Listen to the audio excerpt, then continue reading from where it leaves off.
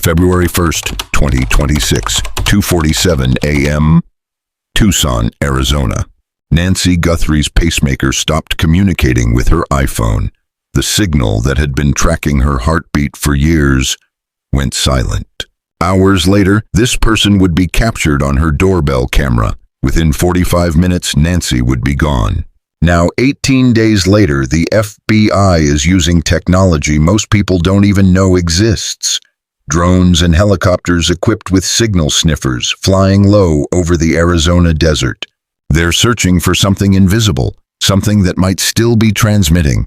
Nancy's pacemaker. If they can find the signal, they find Nancy. But there's a problem. The battery is dying, and time is running out.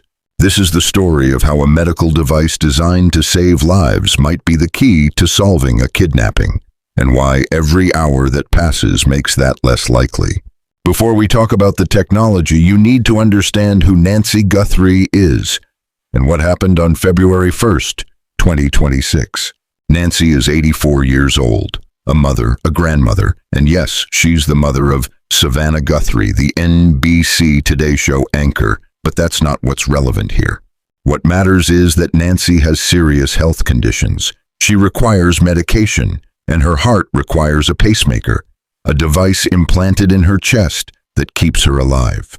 That pacemaker does more than just keep her heart beating. It also communicates with her iPhone, with her doctors, with medical monitoring systems. It sends data constantly. Until 2:47 in the morning on February 1st. That's when Nancy's pacemaker disconnected from her iPhone. That's the last time the device successfully transmitted to anything we know about. Hours later, sometime around 7 a.m., this happened. Someone approached Nancy's front door, wearing a mask, gloves, carrying a backpack. They were inside for 45 minutes. When they left, Nancy was gone, and there was blood at her doorway. That was 18 days ago. Today is February 19th, 2026. Nancy Guthrie has been missing for 18 days. 400 FBI agents have been searching. No arrests have been made. But investigators have something most kidnapping cases don't have, a medical device that might still be transmitting a signal. If they can find it, they find Nancy. The question is, how do you find a signal in thousands of square miles of Arizona desert? And can you find it before the battery dies? To understand the search, you need to understand the technology. What is a pacemaker? And more importantly, how does it communicate? A pacemaker is a small device about the size of a large coin, implanted just below the skin near the collarbone. Wires called leads extend into the heart. Its job is simple but critical. Monitor the heartbeat, and if the heart beats too slowly or irregularly, send electrical pulses to correct it. But modern pacemakers do something else. They transmit data wirelessly to external devices. There are typically 3 ways a pacemaker communicates. First, direct connection to a smartphone app via Bluetooth. Second, to a home monitoring system that sits on your bedside table. And third, through medical networks to your doctor's office. Nancy's pacemaker was connected to her iPhone. The app tracked her heart rate, device status, and battery level. It also provided location data when connected. At 2:47 a.m. on February 1st, that connection was lost. The iPhone stopped receiving signals from Nancy's pacemaker. There are 3 main reasons this happens. 1. Nancy moved out of Bluetooth range from her phone. 2. Something interfered with the signal, like being inside a vehicle with heavy metal shielding. Or 3. The pacemaker stopped transmitting entirely. Investigators believe Nancy's phone was in her home when the connection was lost, which means Nancy and her pacemaker were moved away from the phone. Dr. Michael Chen is a cardiologist who specializes in cardiac devices. He's helped law enforcement in missing person cases before. According to Dr. Chen, a pacemaker is always on. It's always monitoring the heart, always ready to transmit data. Even when it's not actively connected to a phone or home monitor, it's still capable of sending signals if something tries to receive them. The battery in a modern pacemaker typically lasts 7 to 10 years. but that's for normal operation, monitoring the heart and occasionally transmitting data. Continuous transmission drains it faster, so the critical question becomes, after 18 days, is Nancy's pacemaker still capable of transmitting a signal? And if so, how do you find it? So the critical question becomes, after 18 days, is Nancy's pacemaker still capable of transmitting a signal? And if so, how do you find it? It's called a signal sniffer, and it might be Nancy Guthrie's last chance. Here's how it works. Every electronic device that transmits a signal, your phone, your Wi-Fi router, a pacemaker, sends out electromagnetic waves at specific frequencies. A signal sniffer is essentially a highly sensitive antenna system designed to detect these transmissions. It scans across multiple frequency bands simultaneously, looking for specific signal patterns. Medical devices like pacemakers typically transmit in the 402 to 405 megahertz range. That's a specific part of the radio spectrum reserved for medical implant communication. The signal sniffer is mounted on a helicopter or drone. The aircraft flies low, typically 100 to 300 feet above ground, in a grid pattern over the search area. It has to fly slow, very slow, typically 20 to 40 miles per hour. This allows the equipment to properly scan each area for weak signals. Here's the problem. A pacemaker isn't designed to transmit long distances. At best, you're looking at 10 to 30 feet for Bluetooth communication, maybe a bit further in optimal conditions with no interference. But Nancy could be anywhere in a search area covering potentially thousands of square miles. Desert, mountains, urban areas, buildings that block signals, which is why the FBI has deployed multiple aircraft with signal sniffers. They're systematically covering the most likely areas based on investigative leads. James Rodriguez spent 20 years with the FBI, specializing in technical surveillance and signal intelligence. He's worked cases involving signal detection before. Rodriguez explains it this way. Looking for a pacemaker signal is like trying to hear a whisper in a thunderstorm. You're flying over areas with cell phone towers, Wi-Fi networks, radio stations, power lines, all creating electromagnetic noise. And you're trying to find one tiny medical device transmitting a weak signal, possibly from inside a building or vehicle. The challenges are enormous. Radio interference from other devices, physical obstacles like buildings and terrain, the pacemaker's limited transmission power, the massive search area, and most critically, time. Because after 18 days, no one knows how much battery life remains, or if the pacemaker is even still functioning. But this technology has worked before. In 2019, a missing hiker in Colorado was located when search and rescue teams detected the signal from his fitness tracker. In 2022, a kidnapping victim in Nevada was found when investigators picked up transmissions from his insulin pump's monitoring system. The difference? Those devices transmitted stronger signals and were designed for longer range communication. A pacemaker's signal is much weaker, much harder to detect, which means every day that passes, every hour that the battery drains, the chance of finding Nancy through her pacemaker gets smaller. But investigators have another resource, the company that manufactured Nancy's pacemaker. According to Sheriff Chris Nanos, the pacemaker manufacturer has been cooperating fully with the investigation, providing technical specifications and assistance. Here's what a manufacturer can tell investigators. First, the exact radio frequency the specific model transmits on. Second, the battery capacity and expected life under various conditions. Third, the unique signal pattern that identifies this particular device. Every pacemaker has a unique serial number. That number is embedded in its transmissions. If investigators detect a signal in the right frequency range with the right characteristics, they can verify it's Nancy's device by checking the serial number. But here's what the manufacturer can't do. They can't remotely activate the pacemaker to transmit a stronger signal. They can't track its location. They can't tell you if the battery is still functional. Most pacemakers don't have GPS tracking. They're medical devices, not tracking devices. And medical privacy laws actually limit what manufacturers can do in terms of remote monitoring without patient consent. What investigators do know from Nancy's medical records: her pacemaker was implanted in 2019. That means it's 7 years old. Depending on how much it's been used, the battery could have anywhere from a few years to a few months of life left under normal conditions. But these aren't the normal conditions. If someone or something has been trying to access the pacemaker's data, or if environmental factors are causing it to attempt frequent transmissions, the battery could drain much faster. Dr. Chen, again, the battery life calculation assumes normal use, a few transmissions per day to a home monitor, occasional data downloads at the doctor's office. If the device is in an environment where it's constantly trying and failing to connect to something, that drains the battery significantly faster.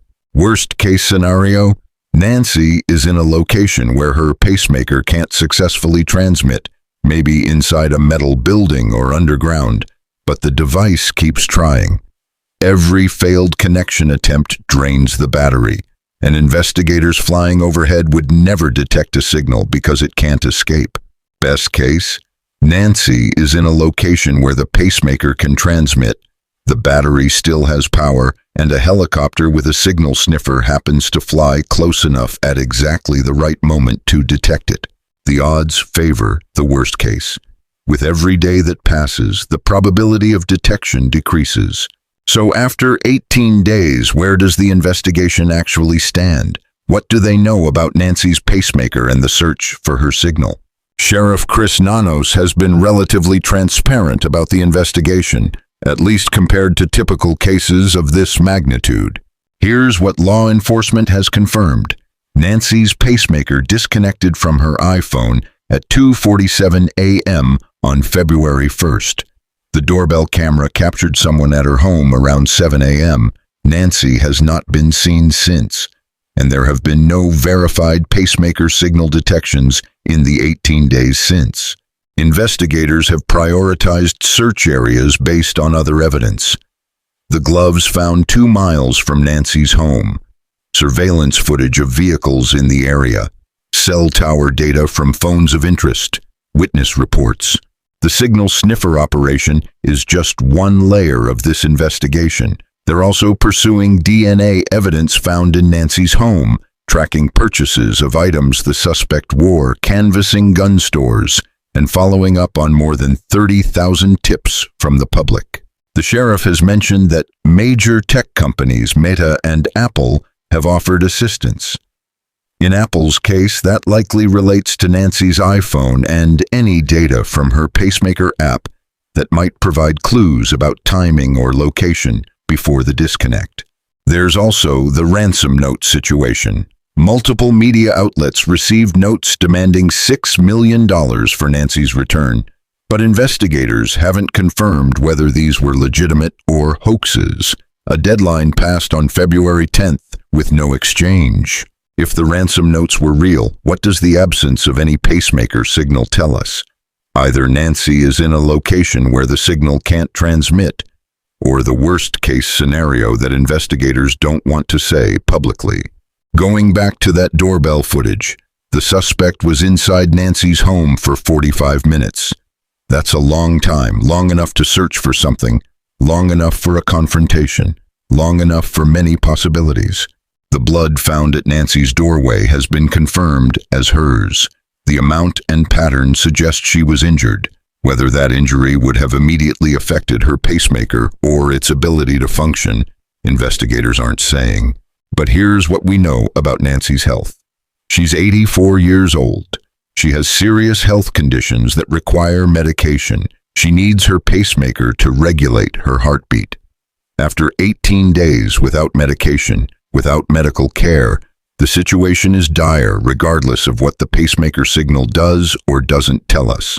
Lance Lysing, a retired FBI special agent who worked cases in Arizona, puts it bluntly, at this point, the pacemaker signal is a long shot. but it's a long shot worth taking because it's one of the few technological avenues they have that could provide a location without needing to identify the suspect first. The statistics on missing persons are grim. The longer someone is missing, especially someone elderly with health issues, the lower the probability of a positive outcome. Investigators know this, the family knows this, but they keep searching. But it's not all hopeless. There are cases where medical device tracking has worked, where the technology designed to monitor health ended up saving lives in a completely different way. 2019, Colorado. A hiker went missing in the Rocky Mountains during an early winter storm. Search and rescue teams used signal detection equipment to scan for his fitness tracker. After 3 days, they picked up the signal from his device and located him, hypothermic but alive, sheltered under a rocky overhang. 2022, Nevada. A diabetic man was kidnapped by someone he owed money to and held in a warehouse. His family reported him missing immediately. Investigators knew he had a continuous glucose monitor that transmitted data to his phone. They worked with the manufacturer to detect the signal. Within 36 hours, they located the warehouse and rescued him. 2020, California. An Alzheimer's patient wandered away from her care facility. She wore a medical alert bracelet with a low-power transmitter. Using signal detection drones, searchers found her 12 hours later, disoriented but unharmed, in a nearby park. What do these cases have in common? 3 factors. First, relatively short time missing, hours to days, not weeks. Second, devices that transmitted stronger signals than a pacemaker typically does. And third, a manageable search area where systematic scanning was possible. Nancy's case is different. It's been 18 days. Her pacemaker transmits a weaker signal than fitness trackers or glucose monitors, and the potential search area is massive. Thousands of square miles of urban and desert terrain in southern Arizona. But there's one advantage Nancy's case has that earlier cases didn't. The technology has improved. Signal sniffers are more sensitive now. They can detect weaker transmissions. They can filter out interference more effectively, and there are more of them deployed. The FBI has committed tremendous resources to this case. 400 agents, unlimited technical support, every available piece of detection equipment. If Nancy's pacemaker is transmitting, and if it's possible to detect it, they're doing everything humanly possible to find that signal. James Rodriguez, the former FBI technical specialist. I always tell families we pursue every technological option because you never know what will break the case, but I'm also honest about the probabilities. A pacemaker signal detection after this much time, it's not impossible, but it would be extraordinary. The race against time continues. Today is February 19th, 2026. It has been 18 days since Nancy Guthrie disappeared. 18 days since her pacemaker last successfully communicated with her iPhone. The signal sniffer operations continue. Every day, helicopters and drones equipped with detection equipment systematically scan priority areas. Every day, the probability of success decreases, but every day they keep trying. Based on the best estimates from medical device experts, Nancy's pacemaker battery could last anywhere from a few more days to several more months under normal conditions. But no one knows if these are normal conditions. Is Nancy in a location where her pacemaker can transmit? Is the battery still functional? Is she within a search area that will be covered by signal detection equipment? These are the variables that will determine whether this technology saves her. Savannah Guthrie, Nancy's daughter, has remained mostly private, but has issued periodic statements thanking law enforcement and asking for the public's continued vigilance. She knows, like everyone involved in this case, that time is the enemy. The pacemaker signal search is just one of many technological approaches being used. Investigators are also pursuing genetic genealogy on DNA found in Nancy's home. They're tracking purchases from Walmart where the suspect's backpack and clothing may have been bought. They're analyzing cell phone data, using facial recognition on surveillance footage, and following up on thousands of tips. and they need the public's help. If you have any information about Nancy Guthrie's disappearance, contact the Pima County Sheriff's Office at 5203-514-900 or call the FBI at 1-800-CALL-FBI. There's a $100,000 reward for information leading to Nancy's location. This is the person investigators believe took Nancy. If you recognize anything, the way they move, the specific backpack, the clothing, contact law enforcement immediately. In the 18 days since Nancy disappeared, the Tucson community has been watching, reporting anything suspicious, checking their own security footage, being Nancy's eyes when she can't be. All the technology in the world, signal sniffers, genetic genealogy, facial recognition, only works if it's paired with human determination. Investigators who won't give up, a public that stays vigilant, and a family that refuses to lose hope. Nancy Guthrie is not just a case number. She's not just a technological challenge. She's a mother, a grandmother, a person who deserves to be found. Somewhere her pacemaker might still be transmitting, a weak signal, barely detectable, calling out like a beacon in the darkness. And somewhere an FBI helicopter is still flying, still searching, still listening for that signal. Until the battery dies, there's hope. Until Nancy is found, they keep searching. Before we end, there are lessons here about technology, about safety, about what medical devices can and can't do. First, understand what your medical devices actually do. Most pacemakers, insulin pumps, and similar devices don't have GPS tracking. They transmit data over short distances to monitors or phones. That's a feature designed for medical monitoring, not personal safety. If you or a loved one has a connected medical device, make sure it's properly synced to a phone or monitoring system. That data, including when devices disconnect, can be crucial in an emergency. Program emergency contact information into any connected health apps. If something happens, that information can help responders locate you or understand your medical needs. Nancy had security cameras. They captured critical evidence, but they didn't prevent what happened. Security is about layers, cameras, alarms, monitoring services, community awareness, emergency protocols. If you have elderly relatives living alone, especially those with serious health conditions, establish regular check-in protocols. Nancy's family realized something was wrong when she didn't show up for planned activities. That early awareness matters.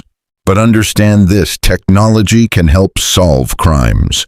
It cannot prevent all crimes.